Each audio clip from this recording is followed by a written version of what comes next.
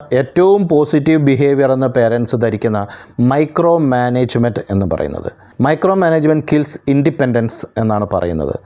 കുട്ടികളുടെ എല്ലാ കാര്യത്തിലും കയറി ഇടപെട്ടിട്ട് കുട്ടി എന്ത് ചെയ്യണം, എങ്ങനെ ചെയ്യണം, എങ്ങോട്ട് തിരിയണം, ഏത് രീതിയിൽ എന്നുള്ള രീതിയിൽ എല്ലാ രീതിയിലും കയറി മൈക്രോ മാനേജ് ചെയ്ത് കുട്ടിയെ ഏറ്റവും നല്ല കുട്ടിയായി വളർത്താൻ ശ്രമിക്കുന്നത് കുട്ടിയുടെ ഇൻഡിപെൻഡൻസിനെ കില്ല് ചെയ്ത് കളയുകയാണ്. പേരൻറ്റിങ്ങും സ്കൂളിങ്ങും എഡ്യൂക്കേഷനും എല്ലാം തന്നെ ഒരു കുട്ടിയെ ഇൻഡിപെൻഡൻ്റ് ആക്കുക എന്നുള്ളതാണ് എയിം എന്ന് പറയുന്നത്.